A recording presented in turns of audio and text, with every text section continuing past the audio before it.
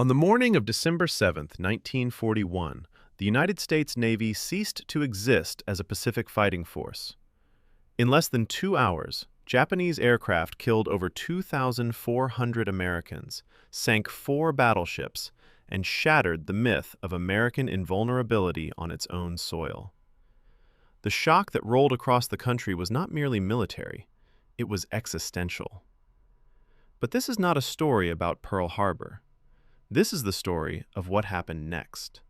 Of the men who looked at the wreckage, looked at the ocean between them and Japan, and asked a question that had no good answer. How do you fight back? The answer came from an unlikely source. In early January 1942, a Navy captain named Francis Lowe was watching B-25 Mitchell medium bombers practicing touch-and-go landings on a runway painted with carrier deck markings. He watched the big twin-engine aircraft rumble down the strip, and a thought occurred to him that was either brilliant or completely insane. What if Army bombers, land-based, heavy, never designed to operate anywhere near a ship, could be launched from a Navy aircraft carrier? What if you could get close enough to Japan to hit it, using a platform the Japanese would never expect? He brought the idea to Captain Donald Duncan, the Navy's air officer, who sat down and ran the numbers. Wind speeds, deck lengths, fuel loads, bomb weights. Minimum takeoff distances against maximum available range. When he finished, he had an answer. Under the right conditions, with the right aircraft and the right modifications, it might, just barely, be possible. The Army officer handed the mission was Lieutenant Colonel James Harold Doolittle. If you were engineering a human being for this exact assignment, you would produce someone who looked very much like Jimmy Doolittle. He held a doctorate in aeronautical engineering from MIT. He had set multiple world airspeed records. He had performed the first successful blind instrument-only flight in aviation history. He was 45 years old, small, powerfully built, and the kind of man who treated the word impossible as an invitation to keep working.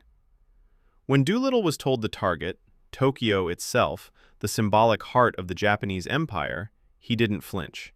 He got to work. The problem was not one impossibility. It was a cascade of them, each requiring its own solution.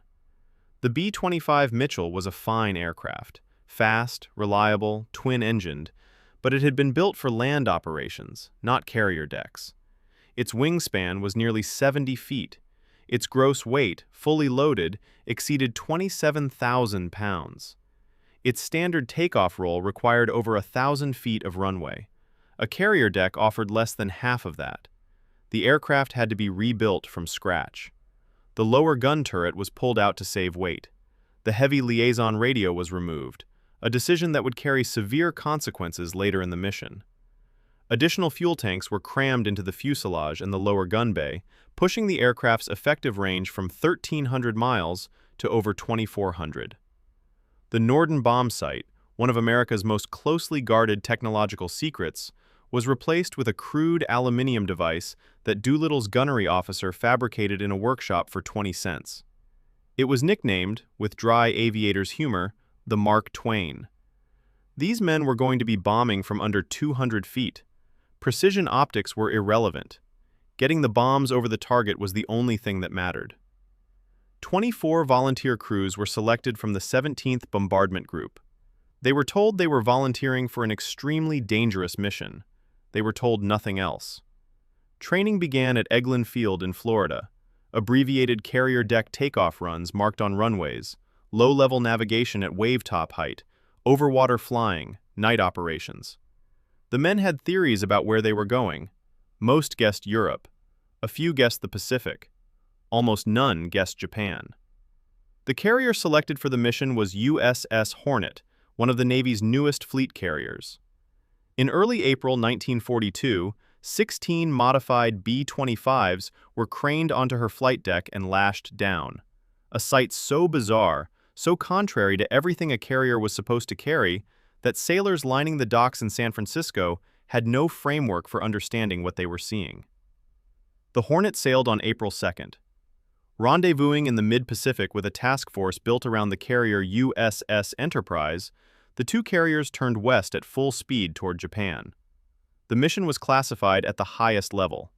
Admiral William Halsey, commanding from Enterprise, was one of fewer than a dozen men who knew the full picture. The plan called for launch on the evening of April 19th, giving the bombers enough darkness to hit Tokyo and continue to China overnight. At roughly 400 miles from the Japanese coast, the fuel math worked. Uncomfortably, but it worked. 400 miles was the line. Cross it, and the mission was viable. Stop short, and the crews might not make China. Then, at dawn on April 18th, still more than 700 miles from Japan, the task force was spotted by a Japanese picket boat. The small vessel had no weapons that could threaten the American warships, but it had a radio. And within minutes of sighting the carriers, it was transmitting. Whatever advantage of surprise the mission had been built upon was now burning away with every second that the picket boat's signal crackled across the Pacific. Admiral Halsey faced a decision with no good options. Abort, and the mission dies, the crews go home, and Japan remains untouched. Continue to the planned point, but Japan will be on full alert, fighters scrambled, anti-aircraft batteries manned. Or launch immediately, right now, at 700 miles, 300 miles beyond the fuel margin, and accept that some or all of the crews might not have enough left in their tanks to reach the Chinese airfields waiting for them on the other side of Japan. Halsey ordered the launch. It was 8:20 in the morning. The North Pacific was in a foul mood. 30-knot winds, 30-foot swells, spray crashing over the Hornet's bow in walls of white water. On that heaving, salt-soaked deck, Jimmy Doolittle walked to the first B-25, climbed into the cockpit, and prepared to do something that had never been done before in the history of aviation. The takeoff roll available to him, positioned at the very bow, was 467 feet. The minimum required for a loaded B-25 in standard conditions was more than twice that. What would close the gap was the carrier's own forward speed, the headwind, and the timing of the bow rising on each swell. Doolittle would need to be at full power at the precise moment the bow reached its peak, gaining every inch of effective runway, every knot of relative wind. Miss it by a second, and the bomber would simply slide off the end of the deck into the North Pacific. The flight deck officer watched the bow. He watched it rise. He dropped his flag. Doolittle pushed the throttles to the stops. The B-25 thundered down the Hornet's deck, lifted into the gray Pacific sky, climbed away, and was gone. In the minutes that followed, 15 more bombers followed him into the air. Not a single aircraft was lost on takeoff. It was, by any measure, one of the most extraordinary pieces of flying the war would ever produce. The 16 aircraft flew alone across the Pacific, below the cloud deck, barely 100 feet above the waves. Radio silence was total. Each crew had only themselves and whatever they could see through the windscreen. 3 hours after launch, the Japanese coast materialized through the haze, and what the crews found was not the wall of fighters and anti-aircraft fire they had feared.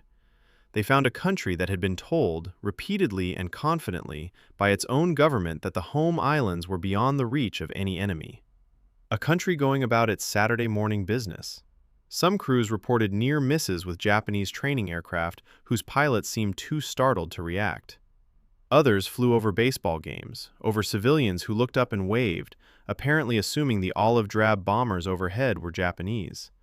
One crew recalled a Japanese soldier on the ground below who gave them a cheerful wave as they roared past at less than 200 feet. And then they were over Tokyo. At 12:30 in the afternoon of April 18, 1942, American bombs fell on the Japanese capital for the first time in history. The targets were military and industrial. Steelworks, a power plant, oil storage, military facilities. The damage, measured in tons of steel or barrels of oil, was limited. No single target was destroyed. In purely operational terms, the raid would never justify itself on a balance sheet. The entire attack on Japan lasted less than 45 minutes. And then the bombers turned west toward China, toward the fuel and safety that had been promised them. And that, for many of these men, would not be there. The plan had assumed the aircraft would reach friendly airfields in Zhejiang province on the Chinese coast, fields secretly prepared by Chiang Kai-shek's nationalist government, lit up as beacons to guide the bombers home. But the extra 300 miles burned into the margins had turned a difficult fuel situation into a desperate one. Aircraft that should have been gliding toward lighted runways were crossing the Chinese coast on fumes, in the dark, in the middle of a storm that had reduced visibility to nothing. One by one, the aircraft ran dry. Crews bailed out over the Chinese countryside. Others crash-landed on beaches, in rice paddies, on hillsides they couldn't see until the last second. One crew, unable to reach China at all, diverted to the Soviet Union, technically a neutral power, where the Soviets interned both the men and their aircraft for over a year. Of the 80 men who had lifted off from Hornet's deck, 71 eventually made it back to American lines. 8 did not. 3 died in crash landings and bailouts gone wrong. 8 were captured by Japanese forces who swept through the Chinese coastal provinces in a deliberate campaign of reprisal. An estimated 250,000 Chinese civilians were killed by Japanese forces targeting the communities that had sheltered Doolittle's crews, a number that dwarfs every other casualty figure associated with the raid. Of the 8 Americans captured, 3 were executed by the Japanese Army in October 1942, in direct violation of the laws of war. The others endured years of brutal imprisonment. Jimmy Doolittle himself landed in a rice paddy in the dead of night, was guided out by Chinese guerrillas, and returned to American lines expecting to be court-martialed for losing every single one of his aircraft.